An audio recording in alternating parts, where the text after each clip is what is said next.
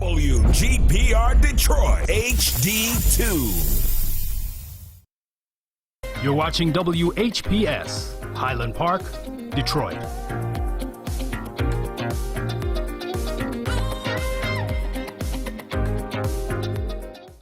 FM 88.1 WHPR, Highland Park. WVIE 107.3 FM Charlotte, Amalia, Virgin Islands. The views and opinions expressed on the following show are not necessarily the views and opinions of WHPS, its affiliates, management, or sponsors.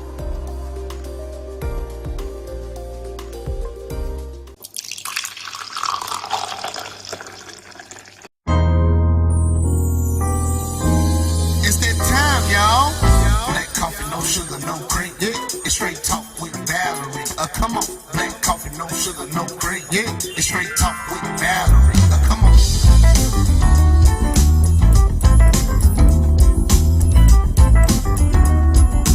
It's straight talk with Valerie.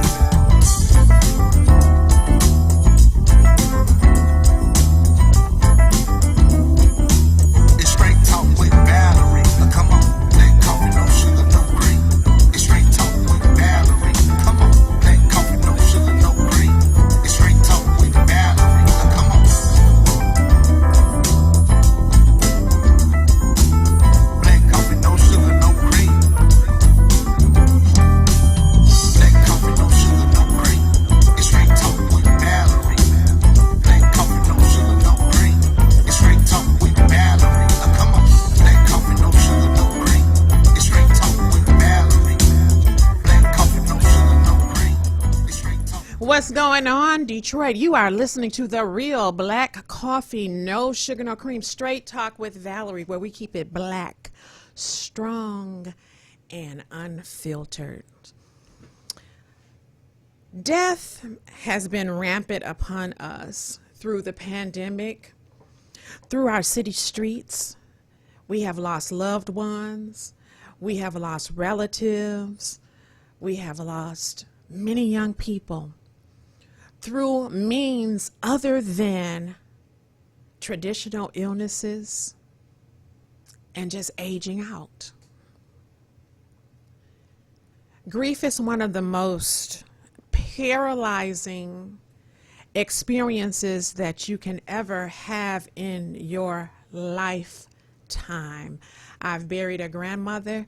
I've buried a husband.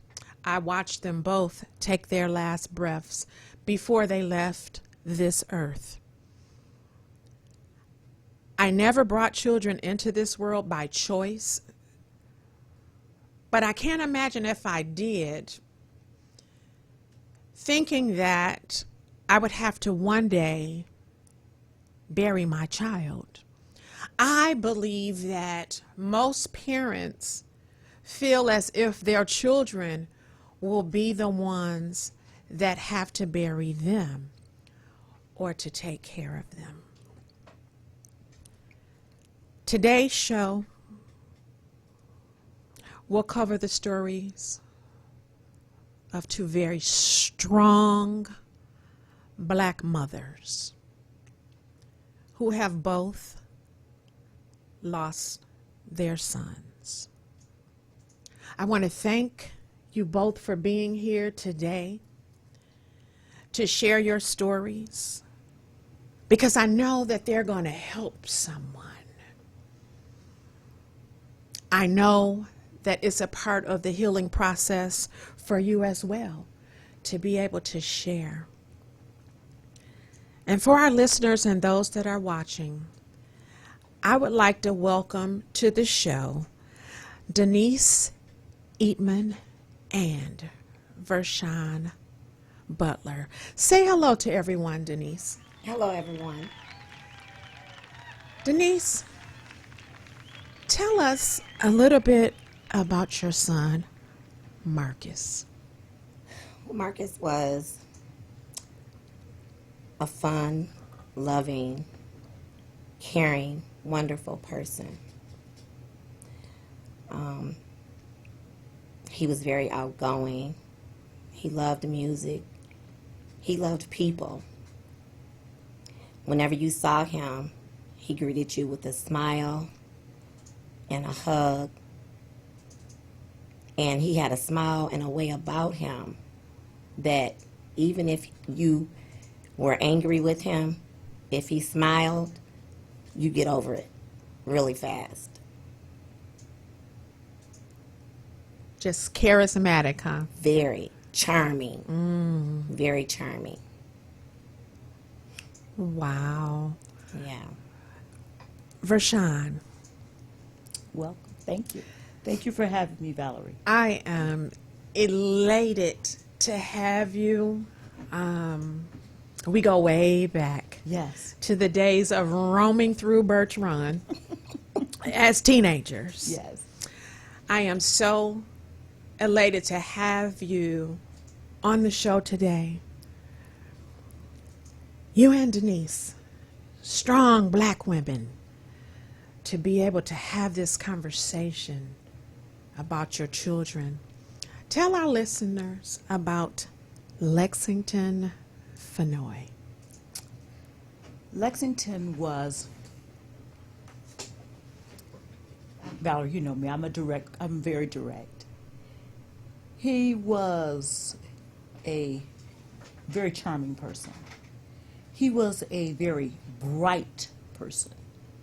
So everything with him navigated around educating himself, reading a lot of books. He knew everything. You know what I'm saying? It wasn't nothing he felt like he didn't know. And if he didn't know it, I'm on my way to Barnes and Nobles to get me a book. And he was, how can I say, he was a young man that had been rejected young by me and his father. My mother raised him. So he suffered with this level of rejection his entire life. And me going on to have other children. So in this process, it caused him a lot of conflict within himself, his relationships.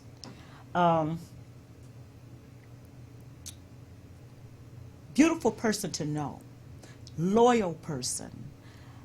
And these are some of the things I loved about his personality. How loyal he was to his friendships, how loyal he was to keeping things, you know, and that was something like a lot of young people don't practice, you know. If he knew something about somebody, you know, oh, Lex, I heard this or I heard that.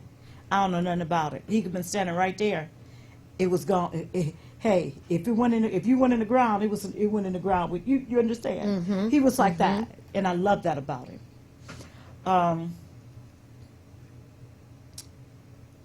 Kind.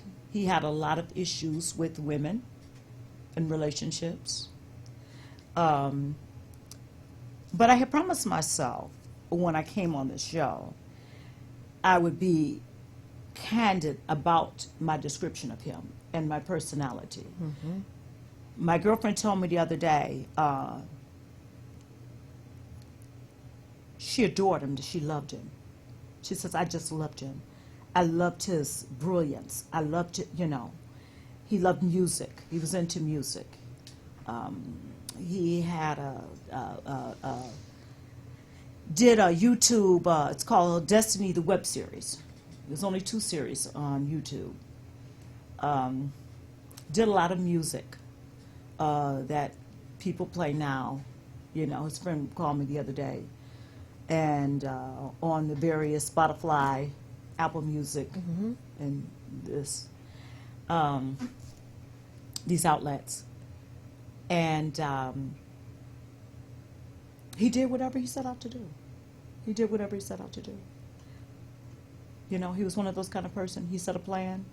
He did it. He's 35 years old in his untimely death. But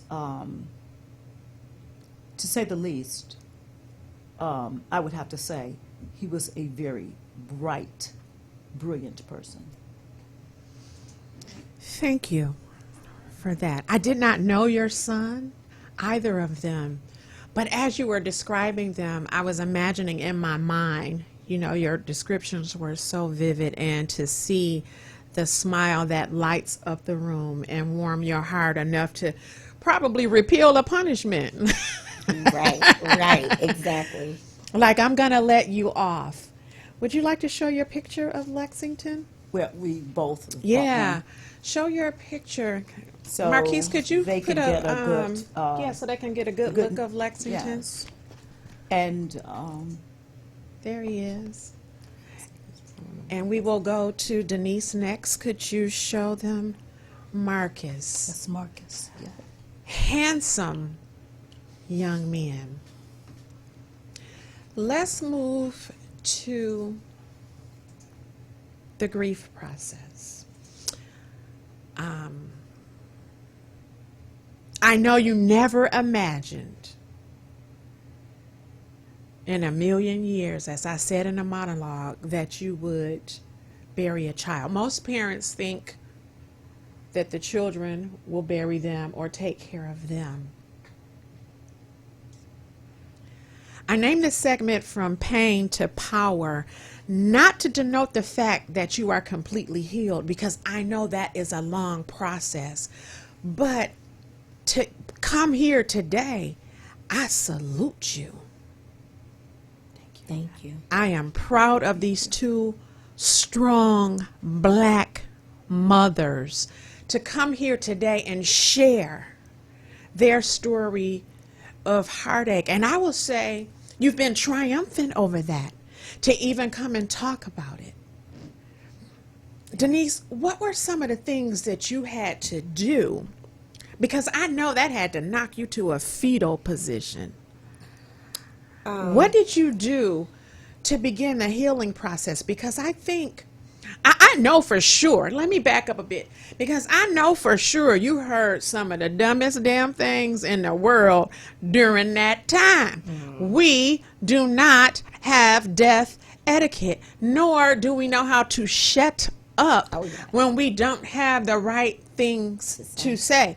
And I will be the first to say, people say, well, if you need anything, call me. I'm not thinking about calling you. Oh, why you didn't tell me your son died? Because I was too busy grieving and making the arrangements. Absolutely. I didn't have time to be calling everybody else. Whoever told you now should damn told you then. Right. I'm busy. Absolutely. I don't want all of these people around me that I haven't seen in 100 years. Can I at least have the right to make a choice of who I want to see me in one of the most vulnerable moments in my life? I don't want people in and out of my house all day long. I need a moment to myself. Please don't bring another piece of chicken over here. Right. You know, when people come here, they wiping their behinds. Maybe you could bring some toilet paper. Right. You know, they're washing their hands. Could you bring some? So could we think about other things that people need besides food and chicken? Because to be real honest with you, the people who are grieving are not even really that hungry. That's right. The people who come over to party and do all of the things that they shouldn't be damn doing during this time are the ones that's enjoying all of that. Right. Yes. At the end of the day, you cannot wait for those people to go home so you can just and be yourself and not have to put on anything for anybody else. Right. And just go through this process. So now that we got that out of the way, people trying to tell you what you should be doing in the arrangements, and it's not even their business, not even next to key and talking. So we're going to put all of that out of, because I know you went through it. Oh, yeah. Oh, yeah. And I know you wanted to tell a lot of people, so I just told them for you that that's just ignorant. It is unnecessary. It is rude and disrespectful. So now we will move to the process. That's over. How did you begin to heal? Well, for me,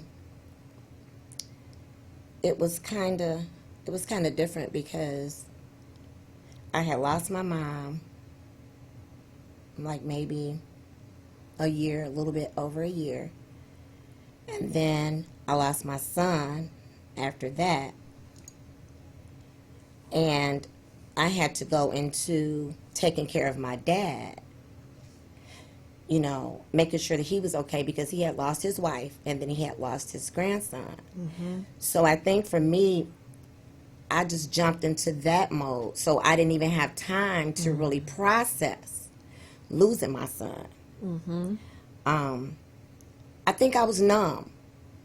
I was just numb. I knew that it happened. But it was kind of like I had to psych myself out or something. Like I had to put that on the back burner because what was important at that moment was making sure my dad was okay, because there was nothing I can do at that moment about my child being gone. So I just threw myself into that. Not that it wasn't that I didn't care. I just hid my grief. I put it away. But I had nights when the house was quiet and I had my dad was sleeping. I had my moments. But then the next morning I had to put myself back in the mode of taking care of my dad. So I have to say that, of course, I'm still grieving. It's just by the grace of God. People have asked me, you know, since it happened, you know, how do you do it? How did you do it? A girlfriend of mine the other day, she lost her son, and she called me crying. She was like, Denise, how did you do it?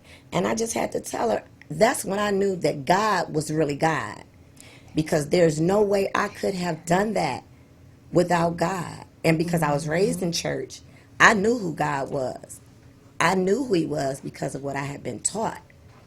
But I found out for myself who he was when I lost my child. And like I said, then I have 3 grandchildren. So I have to make sure that they're okay. I have no more children. That was my only child. Wow.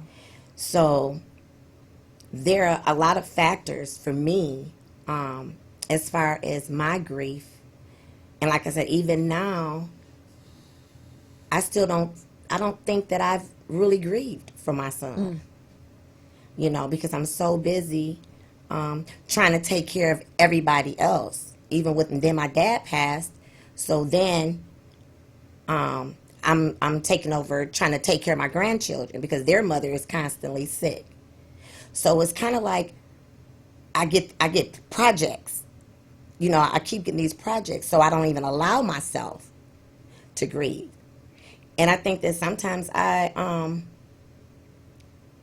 maybe I'm still in disbelief. I don't know. Can I just say something? My brother was murdered. And that moment that we think we're waiting for never came. So you might, just that almost falling apart or whatever it is, it's a moment is what I'm going to call it. That moment that we expect, it never came for me. And I just thank God for that grace. Yes. Because Absolutely. it never came. Absolutely. And he's been gone now maybe 12 years. And I never got there. But if someone asked me, if someone said, you know what, girl, if your brother was murdered, what would you do? I'd probably go crazy. I'm going to lose my mind, you know, or whatever. And I could probably have all of these adjectives and descriptors of what I would be like emotionally or whatever. But it never came. I believe that is grace. That's it. Yes. Absolutely. And absolutely. I believe that. And that is grace. And that faith, that mustard seed faith. Yes. You know, I talked to Vershion, and we talked a lot about her mom raising her son and what that was like, right? And I told her, I said, you know, maybe he didn't understand it, but you did what you felt was best for him at the time. I know that part of your process is not just grieving the death of your son, but also we replay a lot of things back in our mind. Well, maybe if I would have done this or that. or Yes. maybe if Yeah. I would have done this or that. But we also know that God is the potter of our lives. Yes. Yes. And what was supposed to happen is what happened. Yes. Yes. And we can't do anything else to change that. Right. Vershion, take us through your healing process, because you also said coming here was part of your healing Yes. as well. But take us through your process. And again, we know that the process is continual and that it still goes on. When people say time heals all pain, that's not true. Time ticks. Yes. Healing starts within, the steps that we take for that process. If you do nothing, time is still going to pass. Right. Yes. Right? So time does not heal all pain. Time passes. And I believe once we start the process, as time passes, it gets a little bit easier for us to be able to deal with it. Yes. But there are some things that we have to do. And thank you, Denise, for sharing yours, because you were like, hey, I was busy. So I'm kind of working. I'm kind of caring for other people and stuff. And so here I am now. My dad is gone. Right. I don't know what's going to happen. Maybe I'm going to Absolutely. grieve now, but maybe you won't. Absolutely. Maybe that's how it looks. But Vershion, take us on your journey. I want to start by saying the morning that the Washtenaw County Sheriffs left my house and delivered me the news, I had to go into a mode, and a tactic of what I call a tactic of warfare with me is you don't have time to process this. You have to process it now. Okay, this is what has taken place. So when the Washtenaw County Sheriff left the house, after I broke down and went through all the emotional that you go through, because that is a horrible experience in itself. When they come knocking at your door with this tactical gear on before day, and they deliver you this message, and I think they become desensitized because they have to do it so much or so often that it was like, okay, we told her, now it's time to go. So I'm left there standing in the floor, holding my chest, screaming and crying, waking up everybody in the house. When they left, I walked down the hallway. I said out loud with my mouth, I said, son, I hate it for you, but I don't go down with the ship. I am resilient, and that's what you loved about me, and I will live and not die and declare the works of the Lord. Because I had to say that out my mouth to process the situation. Because Speak over yourself. it was coming, this was coming to get me. This would have come, this was, this friend that Denise just shared, that called her the other day. I said, I want to call this thing the beast of my soul. That's what I entitled it, the beast of my soul. I said, how would you treat a beast? You rough with it. You handle it. You wouldn't let it handle you. And I knew that I'm going to have to handle this, and I'm going to have to stay on top of it. Because as you said, the first thing that came racing through my mind, I was just in Florida with him. I'm fussing at him the whole time because I didn't like what he did about this. I could have been nicer. All this guilt. And they said, stop. Stop. Process this like it happened. He was down there spending up all your money in Florida and had a pocket full and then doing what he wanted with his. So, I said, start processing these things right so that you don't have that guilt. Process it correctly. Don't, because the thoughts were just, Denise could tell you they just be flooding you. It take you back to your childhood, something you did when you was a kid, something you did just last week, how I just seen him the day before, and because I was such a rush, I didn't chase him down. I hadn't seen him in days, but I had been calling him on his phone. So immediately, again, I had to start processing it like it is. My son is dead. And there's nothing I can do about this. Okay? I'm going to not let this thing take me out. And I'm going to start now because I'm going to start dealing fiercely with my emotions.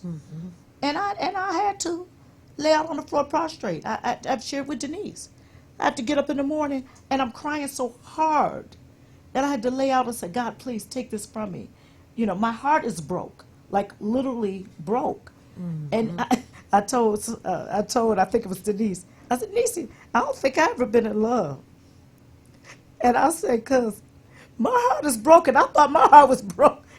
My heart ain't been broke. My heart is broke. This is a broken, like literally, I felt like my heart was Like somebody broke. just pulled it out Pulled it your out your chest. chest. Like Right. my chest. Right. And so then I further, as the days went on, I'm angry upstairs. Okay.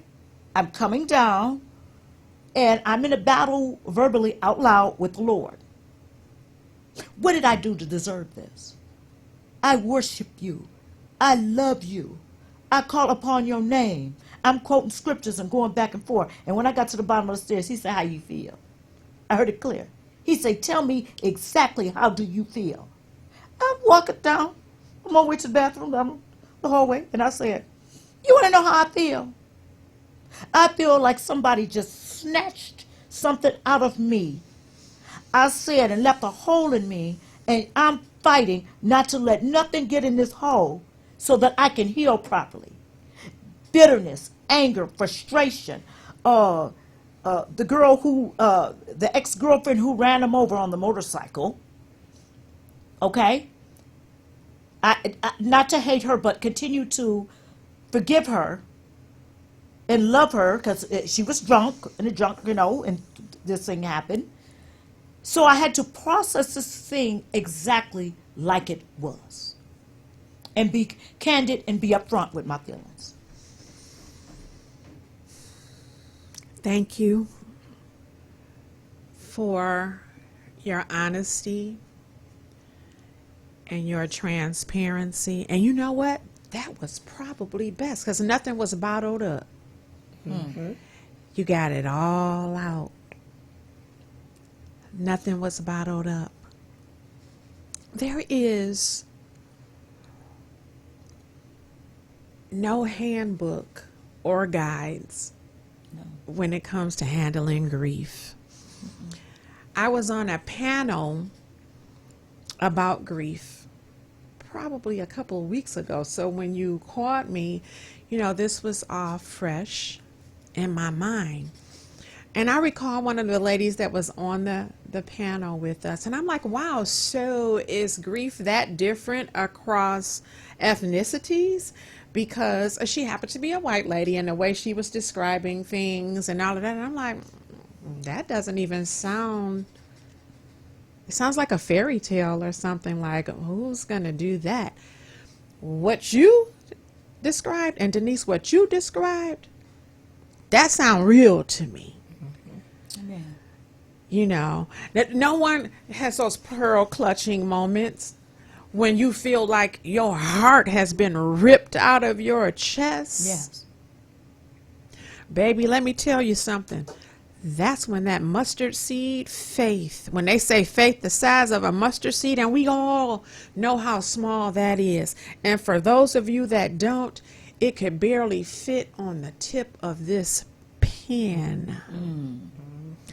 Because when my grandmother was dying and my husband, but primarily my husband, because he took care of me. There wasn't nothing that I wanted I did not get. I didn't have to work if I didn't want to, or any of that. So not just the person you love is gone, your whole livelihood sucked out. But I remember standing there saying,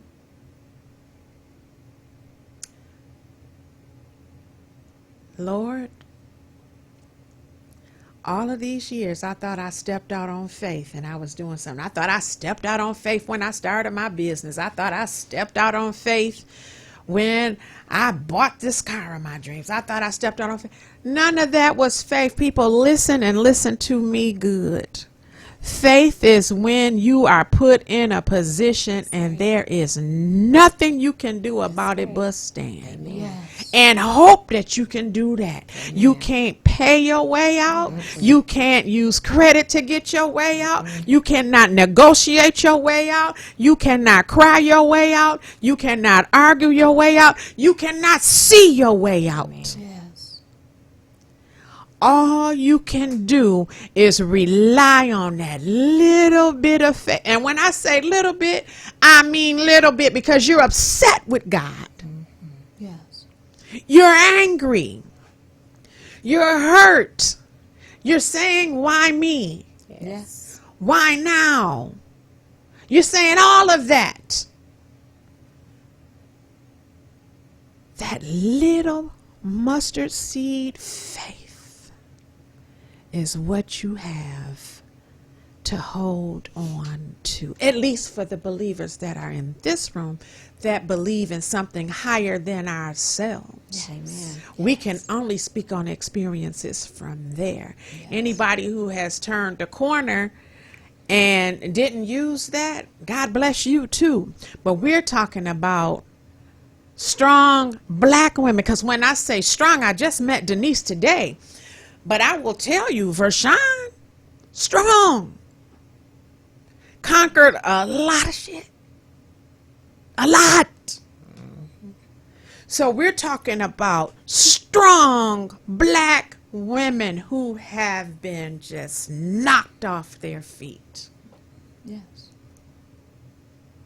And you have to try to come back from that. Yes. So we're going to take a break. A short musical break. You have been listening to the Real Black Coffee, No Sugar, No Cream. And we're talking about from pain to power, the process of grief. We'll be right back.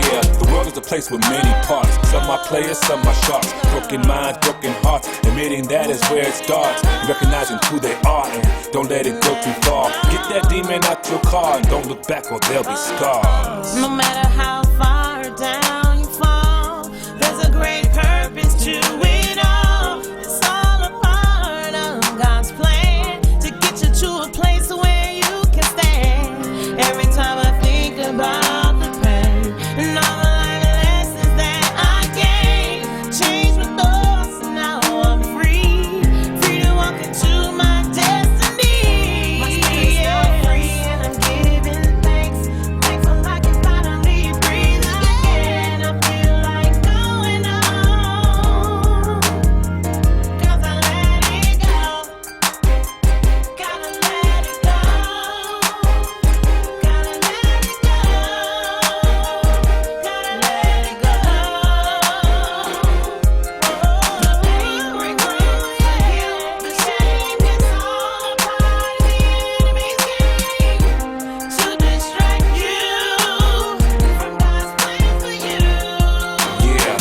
believe more ain't always best. Trust in God and worry less. Crossing fingers, holding breaths, a waste of time at best. Good character comes with tests, and when your life's a mess, just don't hold on to pain and stress. Just let it go, and you'll be blessed.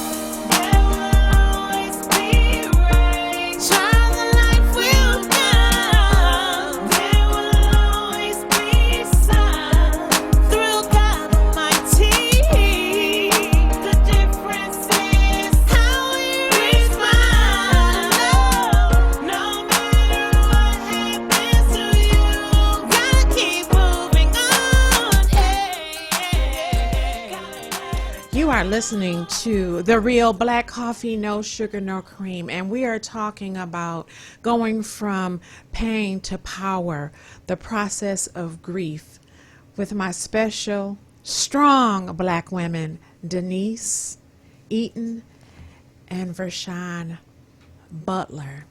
During the break, we had a brief conversation about support.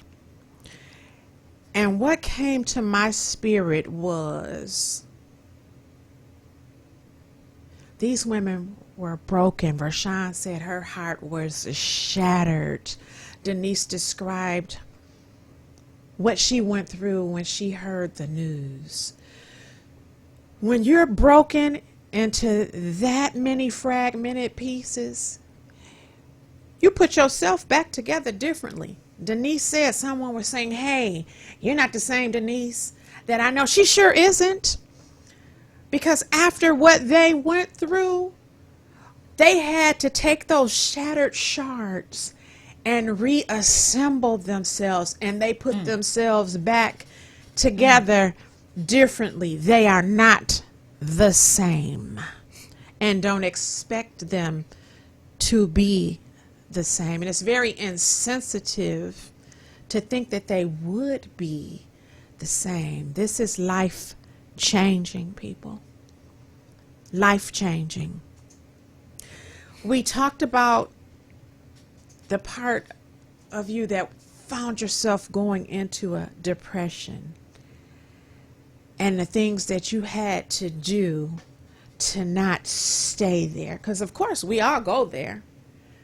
But it says, yea, though I walk through the valley of the shadow of death. It didn't say you get stuck and you stop there, right? Yes. So there are some things that you had to do to not stay in that severely depressed state and to bring yourself back around to start to live a life as normal as possible each day after.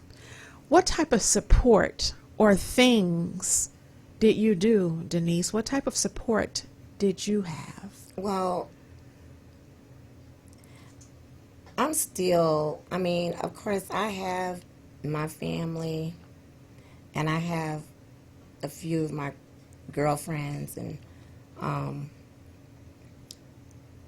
but I think for me, I shut myself off because I felt like a lot of people didn't understand, and they wouldn't be able to understand. And so rather than to be combative, because I found myself being combative with them because they, didn't understand, I just started to just shut myself off, and I was just by myself. If I wasn't alone, I was traveling, visiting some of my family members out of town. I think I'm just, like I said, I think for me, the way that I lost all three within a short period of time, after I lost my dad, it's like it all just hit me at one time. And it's like, okay, now this is your reality. Okay, now they're all gone. Now what? You can't jump over here to keep from grieving for this one. You can't just keep jumping from place to place. This is your reality. You have to accept that Mama's gone, Daddy's gone, and Marcus is gone. So I was angry. I was angry. I was so angry. I would lash out at people. My whole attitude towards people, period, it just changed. And I started to just realize how I was acting, and it wasn't their fault that this happened. This was God's will. And I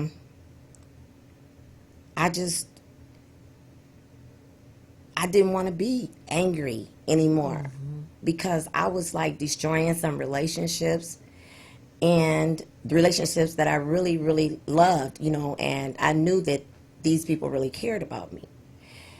And so that's when I just really started to stay to myself, because if I'm by myself, then I can't do that to other people. But then at the same time, I'm lonely.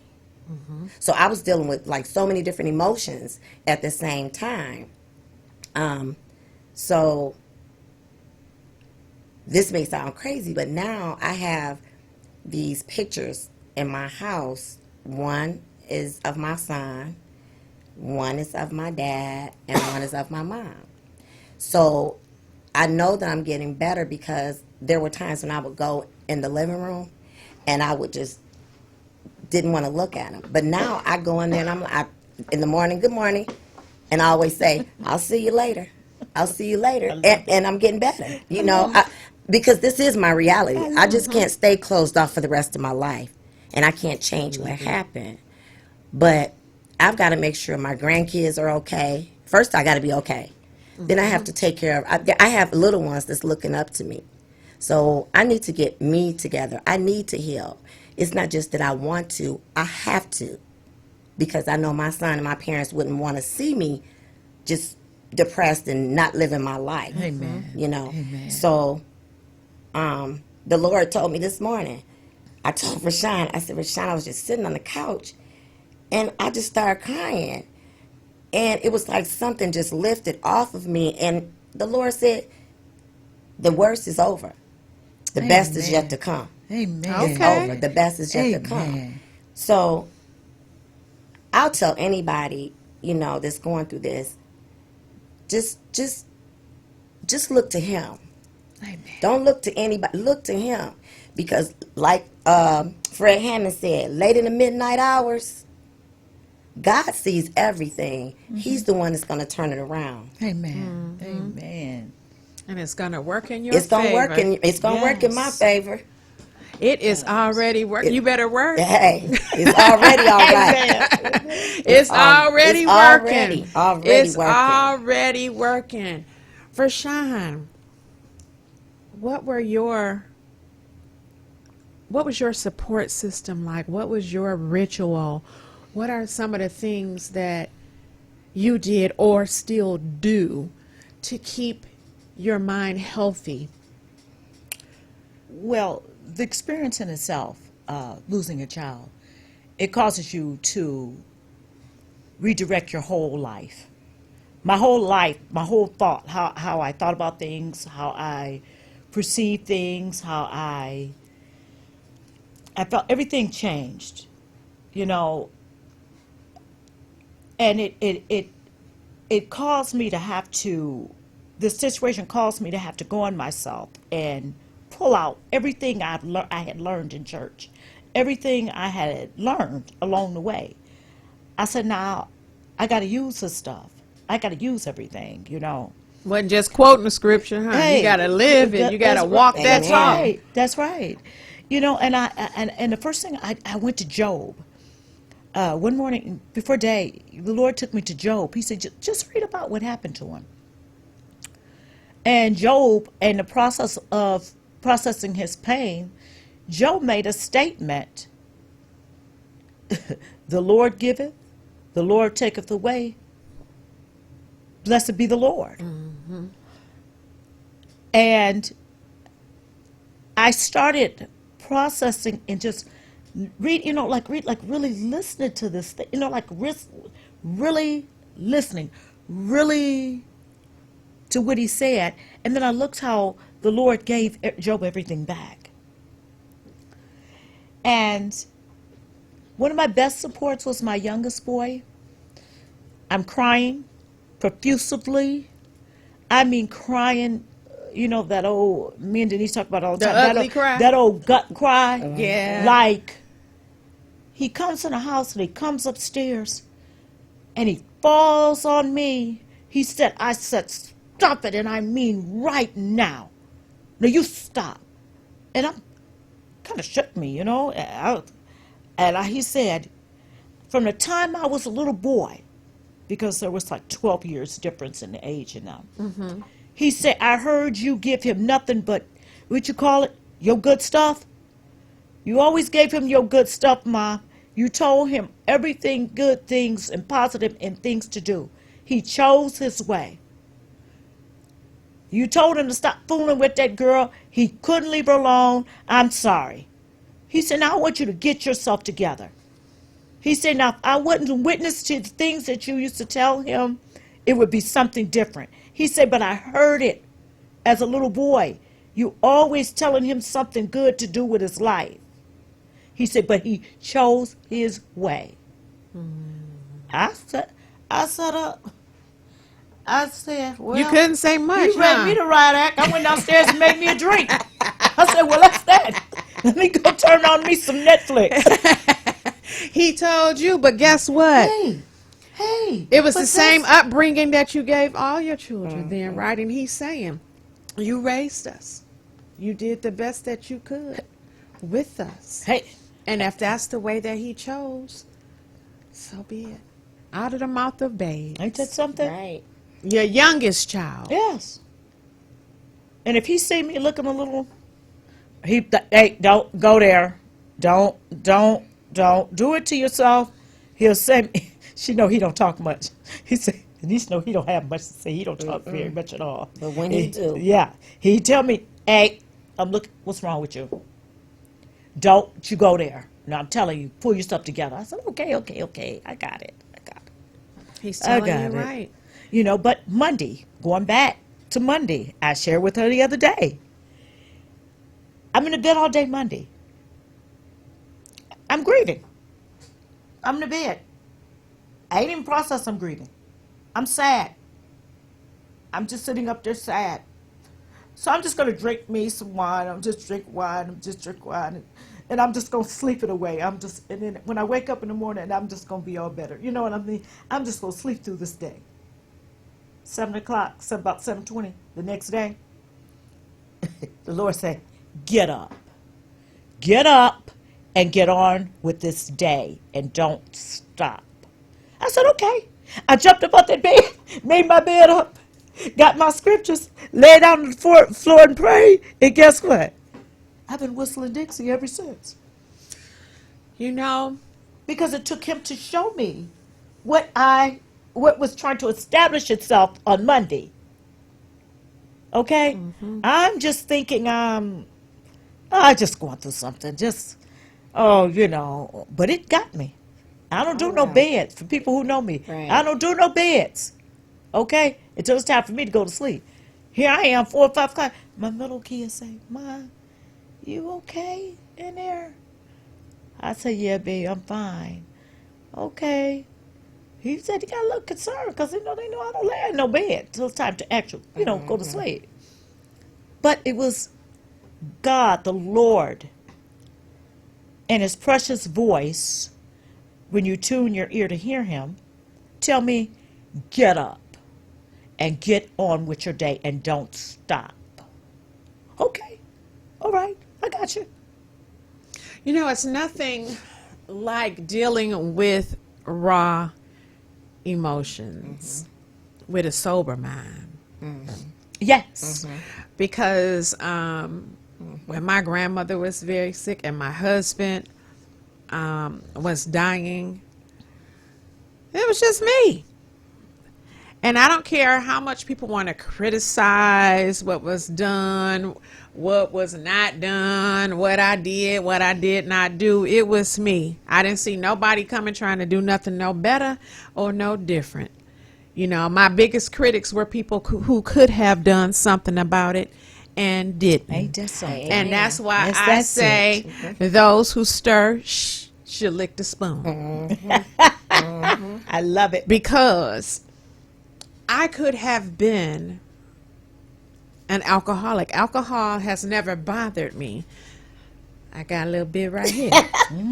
It doesn't bother me to that degree. However, it was something about going through that process with my husband that I refused to drink. I prayed and I said, I'm going to go through this. I'm not going to lean on nothing. I didn't take a drink. And you know what? It started out as a fast. Like, Lord, as much as I love my wine, and Vershion know that, she brought me a bottle a day. I love my wine. But I said, I'm going to fast. But I was doing it for healing for him at first. But then when I realized that it was nothing I can do for him, I said, well, then I got to do something for me. Alcoholism runs deep in my family. Mine too. I dodged it like a machine gun, like a hand grenade. And I said, you know what? If I dodged it all these years, I'd be damned if I'm going to become one now. Amen. Amen. I'm not getting ready to drink nothing. I will go through this with that mustard seed faith and a sober mind.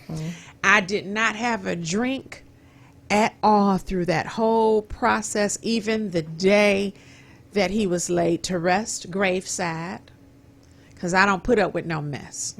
So it was a few people graveside and everybody else know what they can do. Exactly. And I don't care who don't like it. I'm honoring last wishes. So if you want your last wishes honored, I'm the one. I don't deviate. I still have people upset with me to this day about the way that I did things for those two. But guess what? They put me in charge. So apparently they knew I was going to do what needed to be done. Yes. The question is not, and including my father. My father, and I bless his wife Marie is just so sweet because she just let me handle it. Like, go ahead. Yes. Right? And so here's the deal. You should not be asking why someone is doing whatever it is they are doing. You should be asking, why weren't you put in charge? Because that's where the real problem is. Not why am I doing what I'm doing?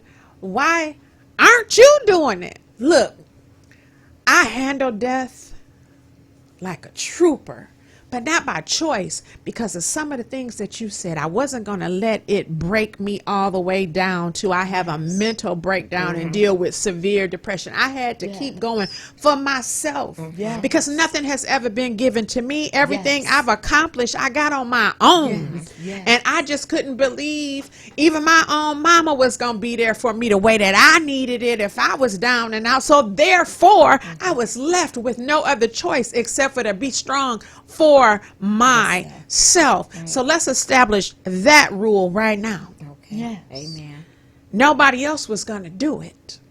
Yes. But I'm not trying to be in charge of every death in my family. If I wanted to be in charge of death, I'd be a damn mortician. Amen. I'm not a mortician because I don't want to be in charge of death. Yes. But however, I will honor someone's wishes to the T. Yes. Don't let nobody see me. Okay. It don't matter if it's right or wrong. It don't matter if you understand it, like, or agree with anything that is said or done on this show by anyone on this show, but you gonna respect it. That's what you owe.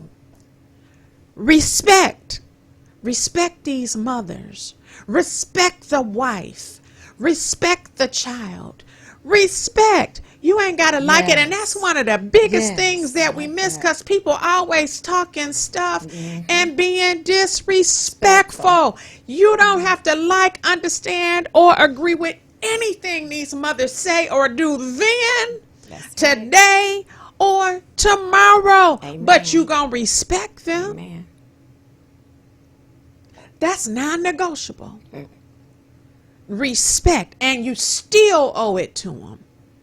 The most disrespectful thing, you have not heard me ask you one time, and I will not ask you, what happened? The person should have the right to choose if they want to disclose the gory details of the loss of their loved one. It is ignorant. It is rude and it is disrespectful if you don't have the type of relationship with that individual to ask what happened. But even if you do, if you're close enough to them when they feel like talking about it and sharing the details, they will. That could be 6 months, 6 years, 16 years, 6 minutes. It doesn't matter. But you are out of pocket for asking. It's rude and it's disrespectful. They may not even be thinking about what happened at that time. Because let me tell you, there are very few days that go by that these women don't think about what happened with their kid. And that could be the one day that they having a good day, Yeah. and they not thinking about it. And then here comes somebody with it. Let me tell you something. Let them lead the conversation. Don't ask them about that. It is rude and it is disrespectful. And then you might want to get an attitude, well, dang, if they come back rude and disrespectful, you're going to get what you asked for. Mm-hmm. Stop asking people their business. Mm-hmm. They'll tell you what they want you to know. I have not asked one time what happened to these women. What happened to their kid? You're rude. I digress. Let me sip a little margarita. You all right? Valerie. Because I get mad. But it's the truth. It is the truth. Valerie, can I take up from here? You sure can. Can I take it from here? 10 minutes after the Washtenaw County Sheriff's left, Denise called me. Now, this is at about 5:20 something in the morning. And I'm like, who would be calling my phone? Well, MLive had already put the article out in Washtenaw that girlfriend fatally runs over boyfriend on motorcycle and kills him. So everybody's calling everybody, telling them her brother called her and alerted her. And so from that point, I had just left her house that Sunday, that earlier that Sunday evening. This is he was killed at that Monday morning at 1:32 was when he was pronounced dead, a.m. So I had just called off work. I don't call off work. So I'm upstairs looking at his Instagram when the ring.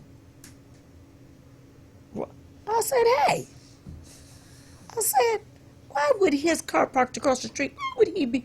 No, he don't even. And then the Spirit will speak to you clearly. He doesn't even know that ring near. He's never pushed that ring doorbell. So when I get to the bottom of the stairs, some say, just look at the camera. And I see these guys in the tactical gear. Now, mind you, the time I'm looking at the clock. It's about 5. I called off at 5 exactly. It's like 5:10. From the time they delivered their stuff, it was there for about 15 or 20 minutes. That's when she called. Because her brother had called her. Because somebody had called him. And I told God, I said, God, you're so kind and so merciful to me. Because I got to thinking, I would have been at work.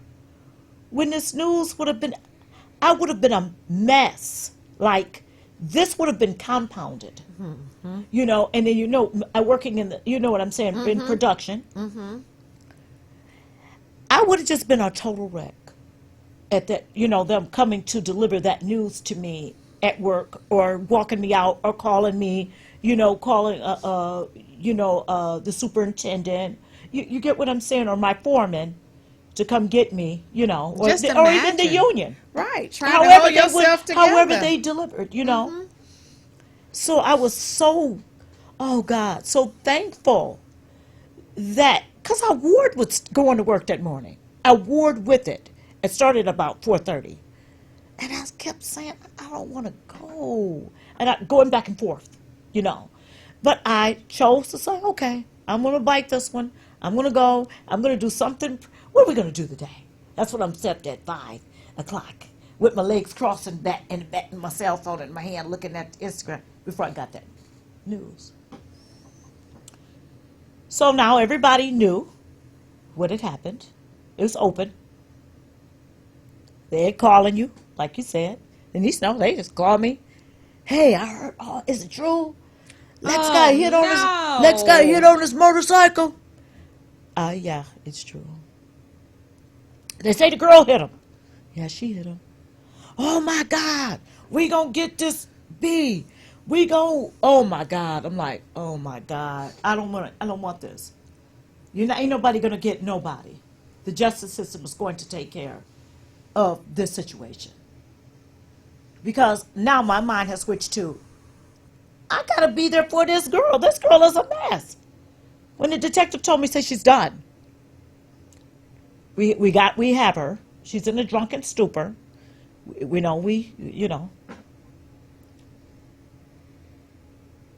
Wow. So. Shame on M Live. I used to have a lot of respect for them, but shame on them for releasing that story before next of kin and all of that had really been notified. Shame on you. White mainstream media.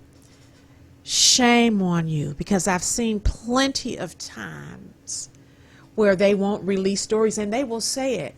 We're not going to say much more until the next of kin or the family has been notified. Shame on you. That is awful. Awful, awful, awful. I said what I said, and I meant what I said.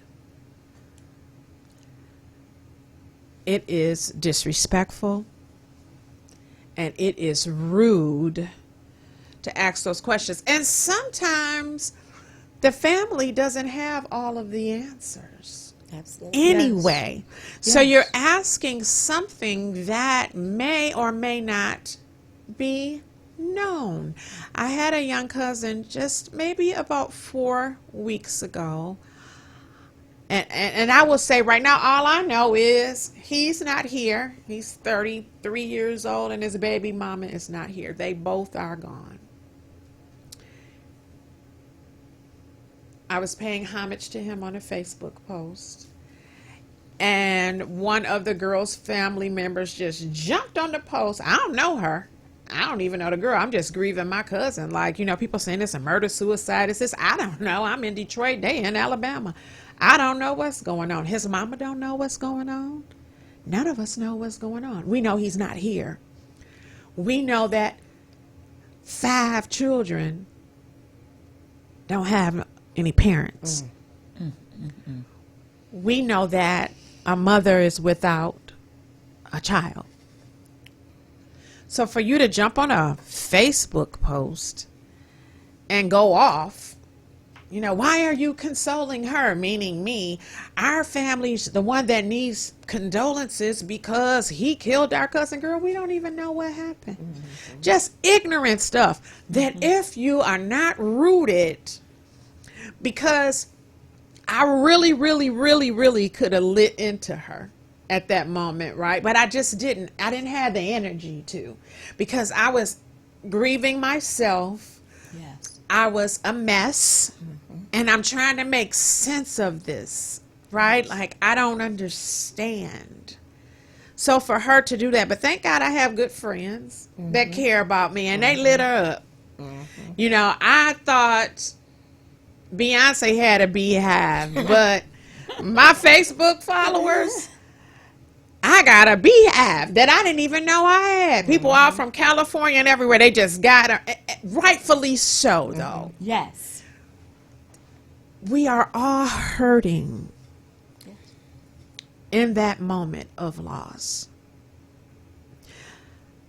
What I heard you say loud and clear, Vershion, without saying, is that you had already found forgiveness in your heart. You said, I need to be here for her. She's a mess. Yeah. That is the Vershion that I've always knew. So people out there listening and watching or whatever, like, oh my God, she was responsible for running your son over. How could you? But that's who she is. That's who she is. And you know what? That makes the healing process even a tad bit smoother, right? Because you ain't got to go through that piece with her to try to forgive her and to deal with her and to wonder all of these things about her. I have actually talked to her 3 times since the accident.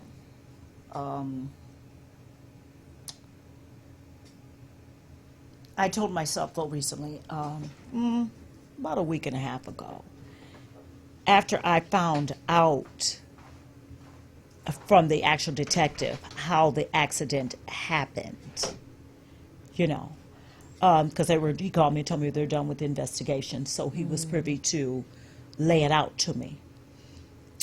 And she was able to tell me the whole story from beginning to end. She was actually able to recant a lot of things that it hurt me that she wouldn't speak it out her mouth that she ran him over. That she actually ran him over. But she wouldn't say She won't it. say. She would not say it. And I still forgive her because I'm not sure that maybe she did. She could have blanked it out. Maybe she. You know what I'm saying? I have to know more. And until we go to court, that portion won't come out. You know. You know how we say if she'll get a plea deal. And he said at that time, she'll actually have to tell her story, you know, or was supposed to tell the truth. But I want that. I want that confession. I do want that confession.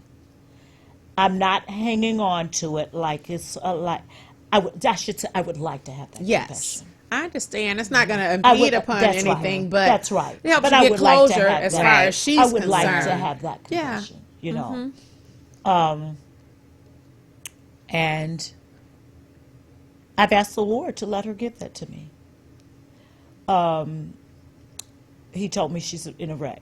They check on her because she is out. So I guess they have to do like checks, you know, just to make sure she is where she is.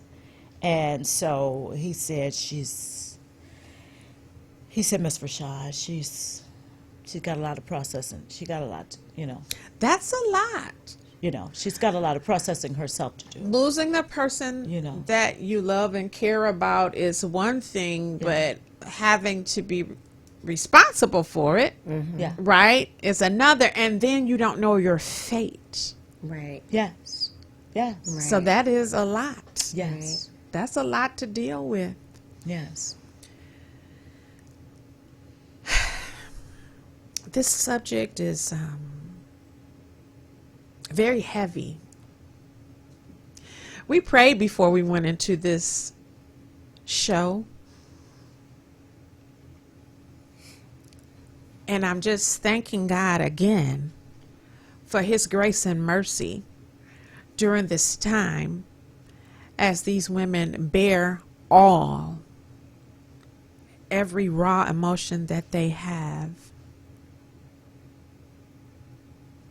regarding the death of their children. And I'm going to say your healing process is going good because you've talked about a lot in this hour and a half, and you've done an amazing job. Amazing. I honor you. I respect you. And I salute you. You're helping me. Thank you. I have not endured what you endured. And that's another thing. Let me sip my margarita again. Stop trying to act like every death is the same. Because it's not. Because it's not. Denise lost a son. Vershion lost a son. they are not the same. That's right. Yes. Their grieving process is not the same. They may have a certain degree of understanding, Yes. but the process is not the same. I have a sister-in-law. Well, I had several, but one that I loved and adore and have a relationship with. And when my husband died, after he was buried and everything, oh, she would just call me all the time. And she would be so sad, like just crying, like, oh, I know how you feel because, you know, I lost my husband too, blah, blah, blah. And I would be cracking up, not laughing at what she was going through, but I'm sitting there with my man saying, you know, she thinks that I'm where she's at. I got me a damn man. Amen. You know, oh, you know, I am not a part of the widows club. Come on. Maybe according to my pension check or something, but baby, I done moved on. So I'm like, you know what? I'm gonna have to tell her. Because she be calling me like, oh, I know you miss him so much because I miss Ivy. I mean, you know, yeah, I kind of miss him, but not like that. I got a man. So, you know, no death is the same. Yes. Right. Yes. No grieving process is the same. right. You will come out better just not gauging, quantifying, qualifying, or anything else signifying. Right. Yes. It is not the same. Yes. It is not. And the way that I handle things, I don't do a lot of crying, you know, and all of that. I just don't. You know, partially it's because most of the deaths that I have had to handle, I was there when the person transitioned, so I already grieved. By the time we get to the public display of emotion, I'm done. Yes. I'm done. You know, by the time you got to the actual homegoing service, you ain't have no more to give. Exactly. Yes. Exactly. You're done. And I've heard people say, oh, they ain't even cried. Or Right. this, that, and the other. Hell, I done cried for 2 weeks. Exactly. Yes. Exactly. I can't cry no more. Yes. Exactly. I'm done. And if you are there when a person transitions, Yeah. you're done in that moment. Yes. Right? You're done. Yes. So all of the closure that the people who come in and get to see this display of emotion that I've put on for you, this ceremonial program or whatever, you get to just come in and everything is all set up and you get to criticize what's on the obituary, what's not, why you ain't there, this, that, the other, while the other people have done all the work and put all their emotion into it. They don't have nothing else to give. They're done. Please, I can't say that enough. We get so out of order and out of pocket when it comes to death. So I have heard of things where people don't go to the funeral because they in the house getting stuff while everybody else gone. All right, that's a whole nother show when we talk about heirs and probate and all of that. We are messy people when it comes to death. When it should be a celebration of life. When it should be a time to wrap your arms of comfort around the ones who are bereaved and to help them. Right. You shouldn't hurt them. Even if you don't know what to say, just don't say anything. Yes. There's an old hymn. If I can't say a word, I'll just wave my hand. I just wave my hand. That's enough. Just wave your hand. But the last thing that these mothers or anybody else that's going through grief need is undue grief. And you know what? If you're one of the ones that are inflicting that upon anyone, get yourself some healing. You're sick. Yes. Your trauma brings drama. And you need to get yourself some help. If you are grieving and you feel like it's bottled up, it's okay not to be okay. But get yourself a support system, like Denise said. You know, she has some rituals and some things that she does. Vershion has some scriptures and some things she does. Get yourself a grief counselor. I know I said what I said earlier, but guess what? Find a grief counselor that will work for you. Finding a grief counselor is like getting your hair done, right? If you don't leave there looking a certain way, you're not going to go back. You keep searching until you find someone that's a good fit for you. One caveat: when you go to counseling for whatever it is, family counseling, grief counseling, whatever the reason is that you go there, you're not going to feel great on the first couple of sessions because you're bearing it all. All of that old stuff has to come out. But after about 3 sessions, you should be done with what's bothering you, the reason why you're there. And you should start to have some relationship with that therapist where you're beginning to move past that and you're beginning to receive information and things you can do cognitively to heal. Medication is okay, but it's not the only answer. Yes. That could just be for a period of time until you learn cognitively how to bring yourself out of that deep depression. We've heard these mothers say certain things that they did to come out of it. I'm not dissing medication. I have anxiety, and when I need to take my medicine, I take it. But there are some cognitive behavioral things. There are some holistic things you can do. And you know what else? You got to set boundaries with people. Yes. Absolutely. Yes. You have to set boundaries with people and yourself. Your baby boy told you right. That was a boundary he set for you. Mama, don't go there. Yes. You can go here, but you're not going to go there. Yes.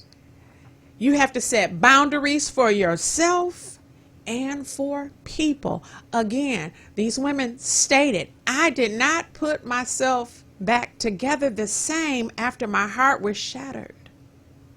I am not the same. You catch me on my right day, I may look the same. Yes. But I'll never feel the same. Yes. And I will never be the same. Yes. The greatest gift you can give someone that's going through grief is a listening ear. That should be one time that you talk less and listen more. If you know the person well enough, you don't even have to say anything. Both of you can sit in a room with complete silence. And that might be okay with them, just to know that you're present and you're there. There should be no abnormalities when it comes to comforting and supporting someone that's going through grief. It is about what they're feeling in that moment. And that could change. It's like an arrhythmia. If you've ever looked at a heartbeat or something on a chart where it goes up and down, then it's flat, and then up and down, that's that grieving process. Yes. You have some good days where you're up, some days you're down, and when you get down, you might be there for about 3 or 4 days, 3 or 4 hours. But then you bring yourself back out. But the last thing you want is someone that does not understand what that process is, what you're going through around you. Those boundaries have to be set. Yeah. They do. And it's not personal. They're not holding anything against anyone. The most beautiful thing I heard Vershion say is she forgives that young lady. That's a beautiful thing. You forgive her. I'm going to go back to Denise. Is there anything more you would like to share about Marcus, that you would want to share about your process? What is it that you want to leave the listeners with about your son?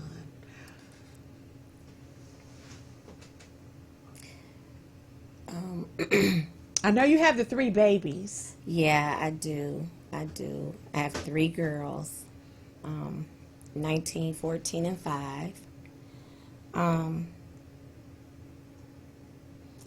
I'll just say to any mother that's lost a child, you'll never get over it. With God, you'll get through it. but you'll never get over it. And it's okay to be upset. It's okay to be angry. It's okay to question God. A lot of people say, you shouldn't question God. Yeah, you can question God. Because I was so mad because of how I felt he took all three, my parents and my child, and I'm asking myself, like you said, why me? Lord, why did this happen to me? But I remember asking my mother, because it was 11 of us, and I used to always ask my mom, how come she didn't treat me the way she treated my sisters? And it's funny because I was the baby girl. And she said, you know, because Carolyn is my first name and nobody else calls me that but my mom. And she says, you know, Carolyn, she said, when I leave this world, she said, you one of my kids that I know is going to be all right. No matter what, I know you're going to be okay. She said, I worry about my other kids. She said, I don't worry about you because I know you're going to be okay. Wow. And when she told me that, because I used to get jealous, because I felt like she showed them favoritism and she didn't, you know. But when she said that to me, everything that I felt, that I thought my mother felt for me or didn't feel, it went away. That's all I wanted to hear. She didn't have to say, I love you this way. But when she said that about me, it showed me the respect that she had for me, you know. And like Vershion, my mom raised my son because I had him at a young age. And I think that my son felt the same way as Lexi. Kids don't, like you said, they don't understand why they're placed, you know, with their grandparents. You know, we don't do it because we don't care. We do it because we do care. Yes. And I think that my son had a lot of resentment as well. But he never, ever was disrespectful. Whenever you saw him, he suffered from depression too, but he never showed it. And that's what I want to say to mothers. Listen, pay attention to your kids. Come on. Pay attention. You know, when they're going off or whatever, don't just say, oh, whatever. No, something is wrong. Something is wrong. And you have to pay attention to those little small signs. You have to pay attention. Like I said, Marcus was a big rapper. Everybody knew him. I have yet to read my son's the medical examiner report. He's got journals I haven't read. He's got music that they still listen to on YouTube and everywhere. I haven't brought myself to listen to that music. And like what makes me upset is when people try to tell me when enough is enough. Or, okay, it's been this many years. No, you can't tell me when enough is. It'll never be enough. And don't rush my process. Exactly. You know, that's my process. But my son struggled with a lot of jealousy, envy, in and out of the family, and he clinged to the wrong crowd, and I've yet to really know what happened to him. There were speculations as to what happened. There were rumors, but all I can say is that God came and got him. That's it. I don't want to hear what you think, what you thought, what happened, because God was there. I wasn't there. And what difference does it make at this point, right? If it's not solid fact. Right. What difference does it make? Right. It does not. Right. Those things that you just described, all of that are your boundaries for self-care for yourself. Absolutely. And I salute you for selecting those things. If you never listen to the music. Right. That's your choice. You have to Absolutely. set those healthy boundaries for self-care. Self-care for you. For me. And And I haven't gotten back to myself, and I've had family members and, some friends say, well, you need to, you don't dress no more, you don't go nowhere no more, and you need to do this and you need to do that. I need to do exactly what I'm doing until God tells me to do something different. And that's what I'm going to do. I'm tired. Well, they're saying that, you're falling off and, you just you can't bounce back. You know what? To hell with all that. I stay to myself because I get tired of hearing everyone's opinion as to what I should do and when I should do it. Keep it. Because I'm not going to do what you tell me to do anyways. So you're just wasting your breath.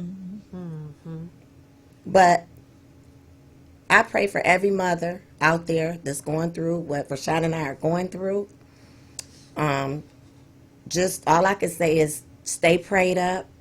Don't listen to outsiders. Go through what you have to go through the way you want to go through it. And when you're ready to resume your life, that's what you do. And who's to say? This just might be a new way of life, and this just might be what it is. It is, because I'm used to being in control. And I think I talked to Vershion about this. I've always been in control. Every situation that I've been in, I've always bounced back. And I told Vershion, maybe this is God's way of telling me I need you to sit down for a while, because what I have for you, maybe these were distractions. You can't take care of everybody when I'm trying to get you to do this. Yes. So I'm going to move this out the way. It's going to hurt for a little while. But you'll see in the long run why I did what I did.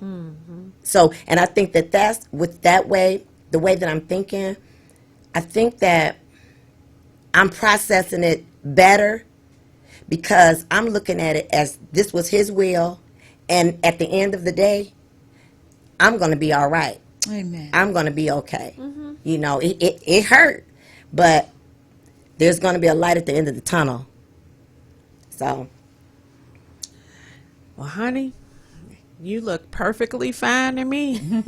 And it sounds like you have things in the proper perspective for you to be healthy. Thank you. Through this journey, however long it takes. That's right. As long as I get there. And I know I'm going to get there. So, this is about me and the Lord. It has nothing to do with no one else.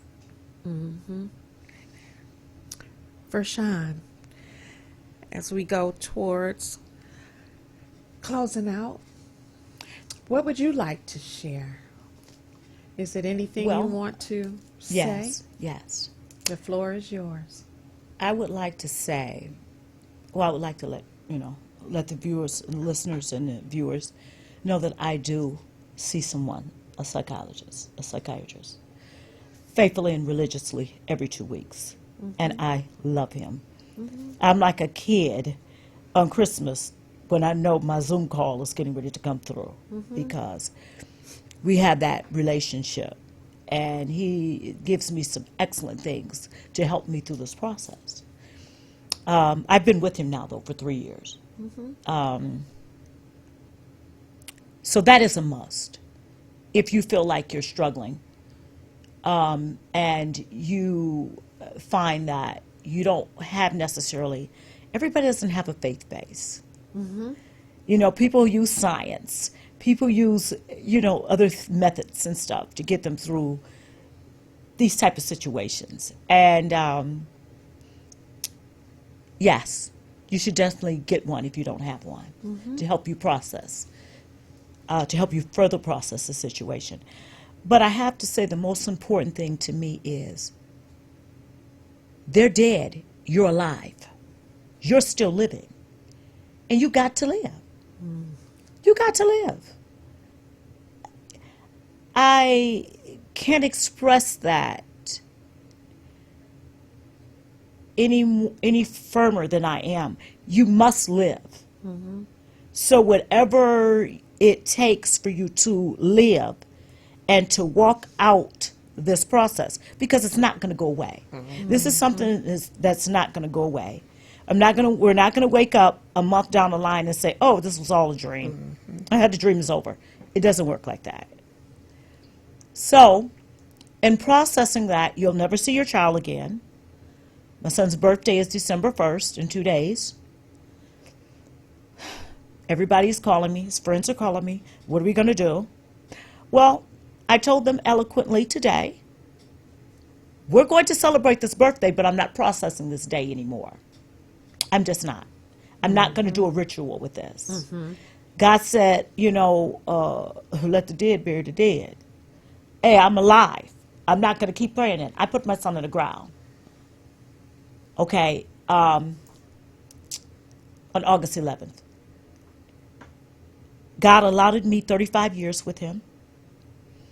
35 excellent years. For this brilliant young man, he left Trap Blessing Foundation. He started a foundation called Trap Blessing.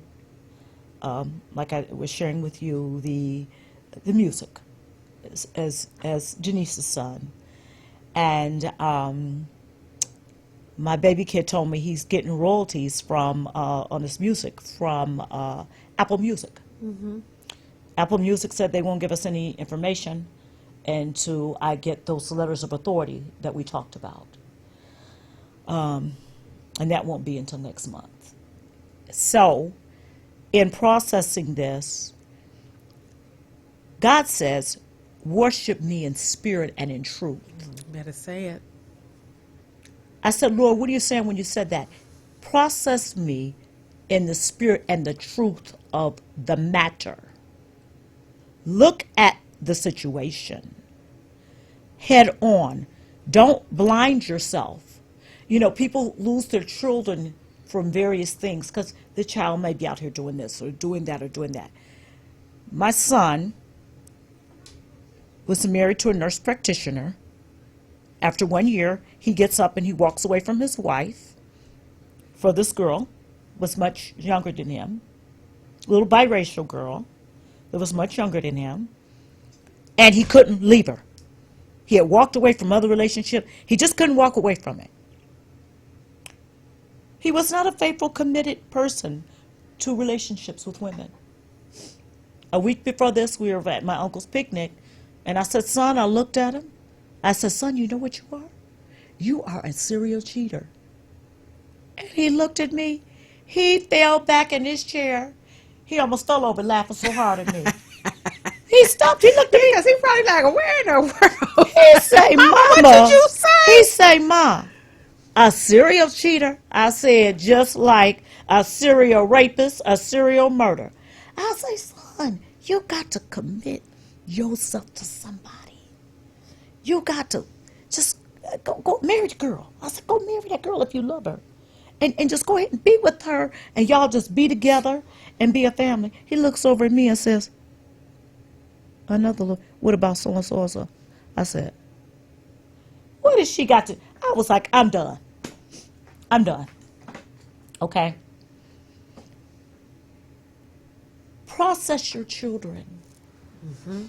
Know your kids. About them. Like my girlfriend just said here, Denise. Know about them. Know their personalities. Know, we helped our kids. We you know what I'm saying? We did things for our kids. See, so there's a certain amount of guilt nobody can put on us because we know what we put in. I understand my mother raised, her mother raised, but we know what investments we put into these kids. It was by her way. Her son made it to 106 in the Park, if you can remember that. I remember that show. Okay? It was me cashing my whole checks from Comcast at that time, buying pieces of musical equipment, and had to borrow gas so he could have a studio. When I'm coming home from work, grown men sitting downstairs. Oh, ma'am, I'm sorry. Excuse me. I'm sorry. Forgive me. Who are you? What are you doing here? Your son is doing some music for me. So you invest in your child, whatever their interest is. you know, if you're a decent parent, you try to come on board and help advance whatever that career is, or you know what I'm saying, to see that they're successful. Now they fall away. We can give them all the nuggets, you can give them all the jewels. They still gonna have their way that they go, okay? But just love them while they're here. Try to be understanding. If I had to take back anything, I always wouldn't be preaching, but did more listening and asking questions, as Denise said, you know, and just love your children. Just love them. Love them where they are. Love them where they are. Not where you expect them and to don't be. not your expectation. Right. You know, it was on the end. I said, no, he keep going there having problems with this girl. And I told the girl, I said, look, if anything happens to my child because he coming to your door, you're letting him in. He ain't kicking no doors down. Now, if he gets hurt on your territory, I'm going to be angry at you. Now, if the situation is too tough for you, stay away from him and keep him away. It's simple as that. But I realized I would have spent more time and should have spent more time. And no, I'm not going to be, because if I had it, I would have done it. If I knew it, do you understand? When you know better, you do better, they say. Hindsight. Okay? But love your children where they are. Love them where they are. And in doing so, just pray that they'll grow into what you want them to be, or your aspiration, or what God, what the Lord wants them and has for them. Thank you. As we prepare to close, I cannot thank you enough for being comfortable in sharing, telling your truth, honoring your child, and walking us through your process.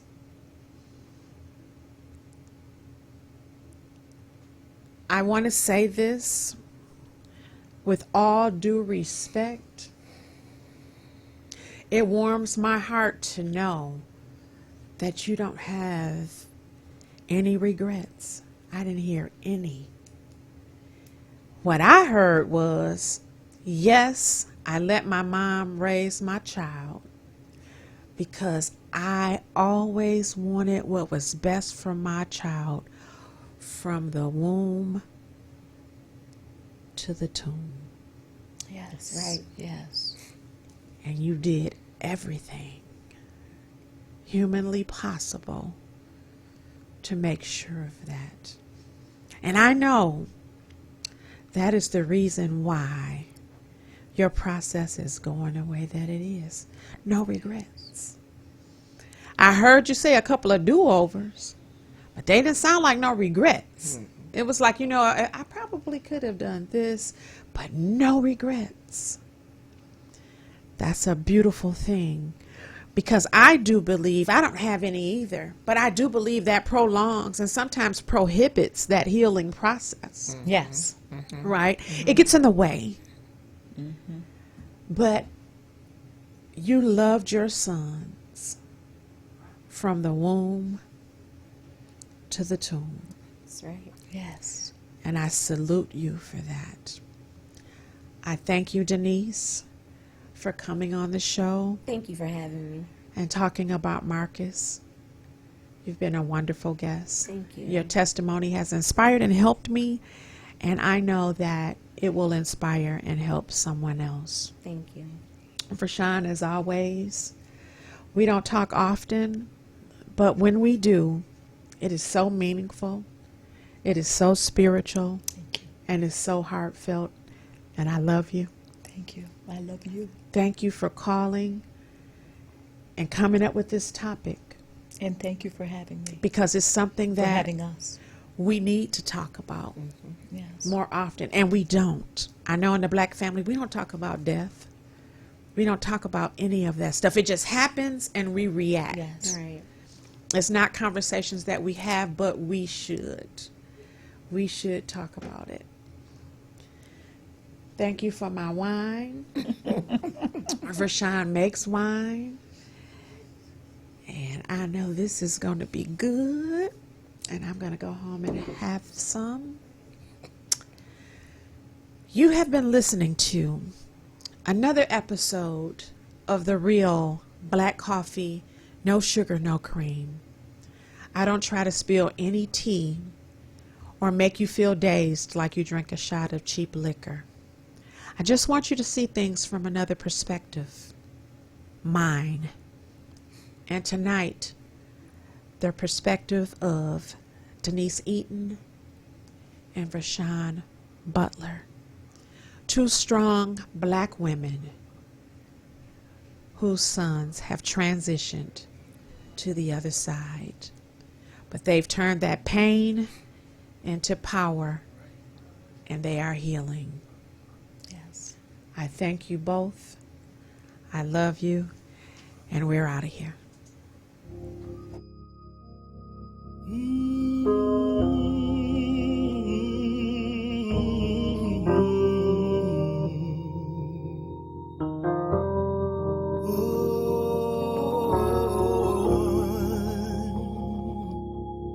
I'm just trying to do the best that I can as a strong black man.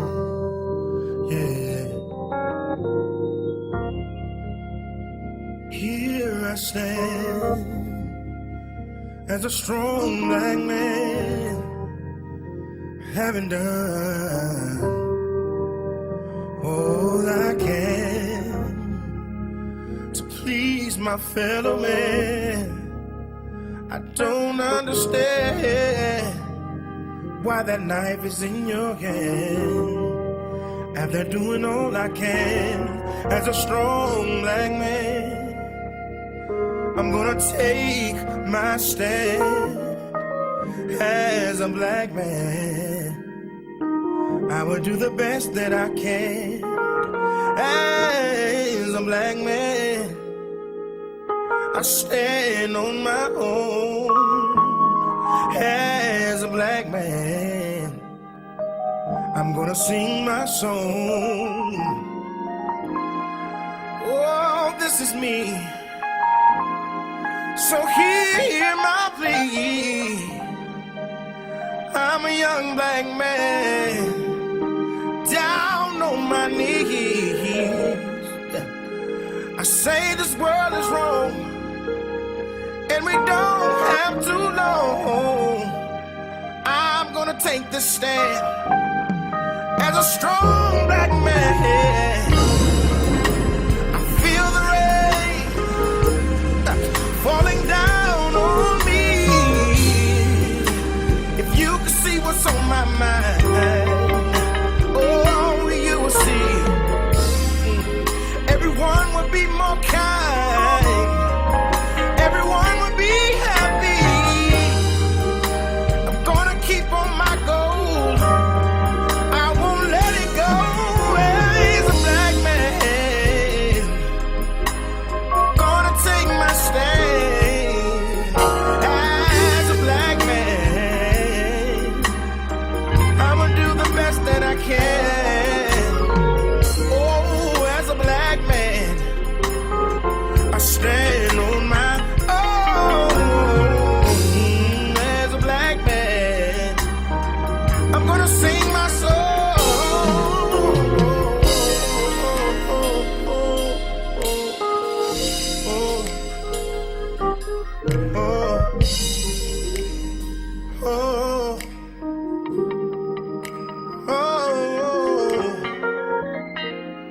Sometimes I gotta move. Gotta press my way through. Gotta press my way through.